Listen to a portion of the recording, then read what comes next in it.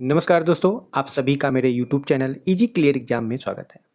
Friends, आज के इस वीडियो में मैं आपको बौद्ध धर्म के संबंधित मोस्ट इम्पॉर्टेंट क्वेश्चंस बताने वाला हूं जो कि कॉम्पिटिटिव एग्जाम्स में लगातार रिपीट होते हैं।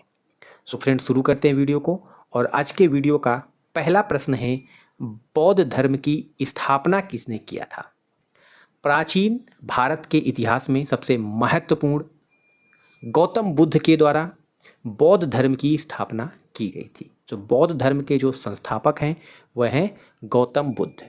और दोस्तों, जैन धर्म के संस्थापक, जैन धर्म प्राचीन इतिहास में दो सबसे महत्वपूर्ण जो बौद्ध धर्म और जैन धर्म है, इनका उद्भव हुआ था। बौद्ध धर्म के संस्थापक हैं गौतम बुद्ध और जैन धर्म की स्थापना किया था महावीर स्वामी ने। तो ये मोस्ट इंपॉर्टेंट क्वेश्चंस हैं, इनको याद रखने की ज़रूरत है, कॉम्पिटिटिव एग्जाम्स में लगातार रिपीट होते हैं। अगला प्रश्न है, बौद्ध धर्म की जो संस्थापक थे गौतम बुद्ध, उनका जन्म कहाँ पर हुआ था? गौतम बुद्ध का जन्म हुआ था लुम्बिनी नामक स्थान पर, जो कि वर्तमान में नेपाल में है। वर्तमान में नेपाल में है, जो कि भारत के उत्तर में स्थित भारत का पड़ोसी देश है। नेपाल की राजधानी है काठमांडू। तो गौतम बुद्ध का जन्म लुम्बिनी नामक स्थान पर हुआ था। इनकी माता का नाम महामाया था, जो कि जन्म के थोड़े ही समय पश्चात इनकी देहांत हो गया था। और गौतम बुद्ध का पालन पोषण इनकी मौसी प्रजापति गौतमी के द्वारा किया गया था। गौतम बुद्ध का जन्म कब हुआ था? गौतम बुद्ध का जन्म हुआ था 563 ईस्वी पूर्व को। 563 ईस्वी पूर्व, इसको याद रखिए, 563 ईस्वी पूर्व को गौतम बुद्ध का जन्म हुआ था लुम्बिनी नामक स्थान पर। इनकी माता का नाम था महामाया। गौतम बुद्ध के पिता का क्या नाम था? गौतम बुद्ध के पिता का क्या नाम था? सुद्धोधन, जो कि शाक्य गणराज्य के प्रधान थे। जो कि शाक्य गणराज्य के प्रधान थे गौतम बुद्ध के पिता, और जिनका नाम था सुद्धोधन। माता का नाम था महामाया। अगला प्रश्न है, गौतम बुद्ध का जन्म किस कुल में हुआ था? तो दोस्तों, क्षत्रिय कुल में हुआ था गौतम बुद्ध का जन्म। क्षत्रिय कुल में इनके पिता थे शाक्य गणराज्य के प्रधान सुद्धोधन। अगला प्रश्न है, गौतम बुद्ध ने किस आयु में गृह त्याग किया था? गौतम बुद्ध ने 29 वर्ष की आयु में, 29 वर्ष की आयु में इन्होंने गृह त्याग किया था। अगला प्रश्न है, गौतम बुद्ध के पहले गुरु कौन थे? तो 29 वर्ष की आयु में महात्मा गौतम बुद्ध ने गृह त्याग किया था और सन्यासी का जीवन व्यतीत करना शुरू कर दिया था। गौतम बुद्ध ने अपना पहला गुरु बनाया था अलार कलाम को। गौतम बुद्ध ने नगर दर्शन के दौरान, गौतम बुद्ध ने नगर दर्शन के दौरान क्या देखा जिससे उन्हें सन्यासी बनने के लिए प्रेरित किया? दोस्तों, गौतम बुद्ध एक राजशाही परिवार में पैदा हुए थे। शाक्य गणराज्य के प्रधान थे इनके पिता शुद्धोधन। राजशाही परिवार में पैदा होने के कारण इनको बाहर की जो जीवन की जो समस्याएं होती हैं, जो बाहर की जो प्रजा होती है, उनसे मेल मिलाप बहुत ही कम था। तो गौतम बुद्ध एक बार नगर दर्शन के लिए अपने सारथी चन्ना के साथ निकले हुए थे। तो गौतम बुद्ध ने 4 दृश्य देखे, जिसके पश्चात उन्होंने सन्यासी जीवन बनने के लिए, सन्यासी जीवन व्यतीत करने के लिए यही 4 दृश्य थे जिन्होंने प्रेरित किया था। पहला दृश्य गौतम बुद्ध ने देखा था बूढ़ा व्यक्ति। उनको पहला व्यक्ति दिखा था बूढ़ा व्यक्ति, जिससे उनको यह पता चला कि जीवन के एक समय में हमारा जो शरीर है वो दुर्बलता का शिकार हो जाता है।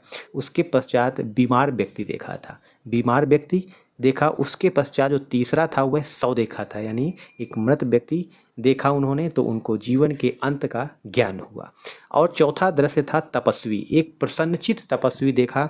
तो इसी तपस्वी को देख करके गौतम बुद्ध ने जो तपस्वी यानी सन्यासी बनने के लिए आगे बढ़ गए।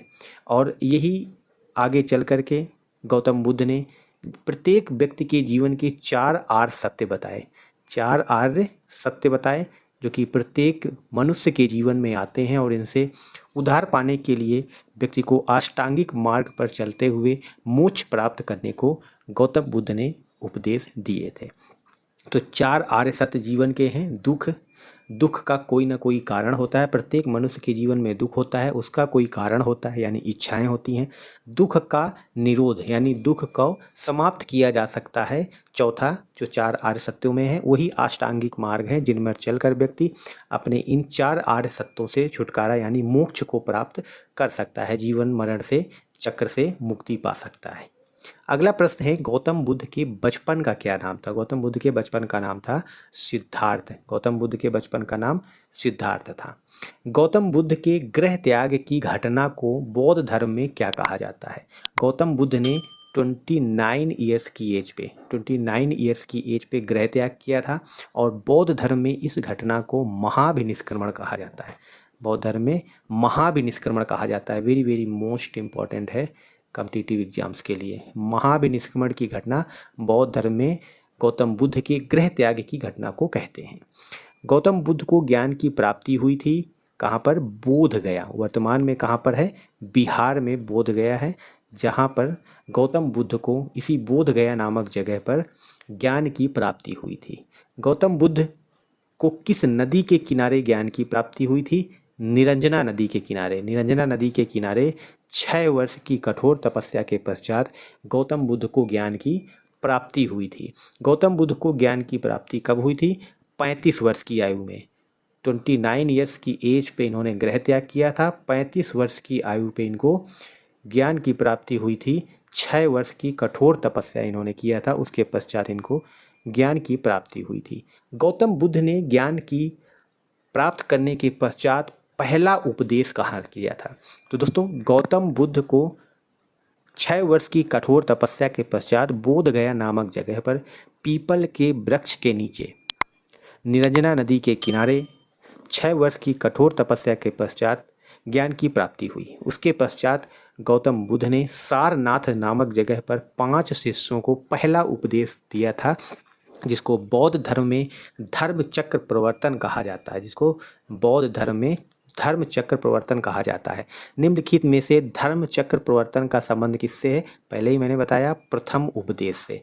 गौतम बुद्ध के प्रथम उपदेश की घटना को बौद्ध धर्म में धर्म चक्र प्रवर्तन कहा जाता है। सम्राट अशोक ने गौतम बुद्ध के प्रथम उपदेश की स्मृति में सारनाथ में ही अशोक स्तंभ स्थापित किया था, जो कि वर्तमान में भारत का राष्ट्रीय चिन्ह है, जो कि वर्तमान में हमारा क्या है?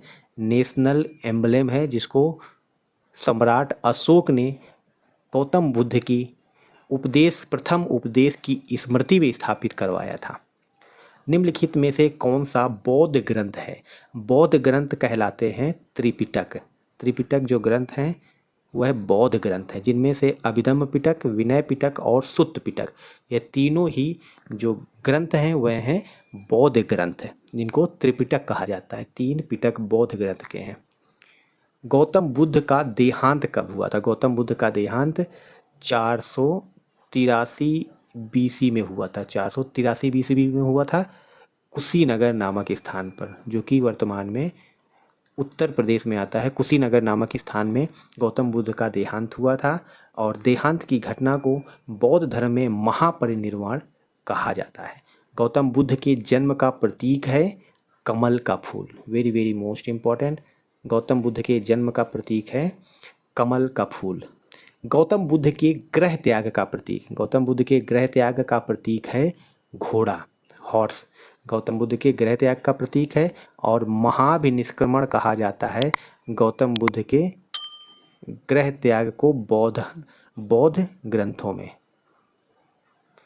महाभिनिष्क्रमण। प्रथम उपदेश को धर्म चक्र प्रवर्तन कहा जाता है। बौद्ध धर्म में महापरिनिर्वाण का आशय गौतम बुद्ध के देहांत से है। 483 बीसी में गौतम बुद्ध का देहांत हुआ था। गौतम बुद्ध ने 4 आर्य सत्य से छुटकारा पाने के लिए क्या सुझाव दिया था? अष्टांगिक मार्ग बताए थे। गौतम बुद्ध ने जब पहला उपदेश बताया था तब उन्होंने 4 आर्य सत्य बताए थे, जो कि प्रत्येक मनुष्य के जीवन में आते हैं। पहला आर्य सत्य यह है दुख। प्रत्येक मनुष्य के जीवन में दुख होता है। और दूसरा 4 आर्य सत्य है दुख का कारण, यानी कोई ना कोई दुख का कारण होता है। मुख्यतः इच्छाएं जीवन में दुख का कारण होती हैं। तीसरा है दुख का निरोध यानी दुख से छुटकारा पाया जा सकता है। चौथा सत्य था अष्टांगिक मार्ग, इन्हीं मार्गों पर चलते हुए आप इन 4 आर्य सत्य यानी दुखों से छुटकारा पा सकते हैं, मोक्ष की प्राप्ति पा सकते हैं और आप जीवन मरण के चक्र से मुक्ति पा सकते हैं। कितनी बौद्ध संगीतियाँ आयोजित की गई थी? बौद्ध धर्म में बौद्ध संगीतियाँ आयोजित की गई हैं कुल 4। 483 ईस्वी पूर्व में गौतम बुद्ध के देहांत के तुरंत पश्चात ही पहली बौद्ध संगीति आयोजित की गई थी।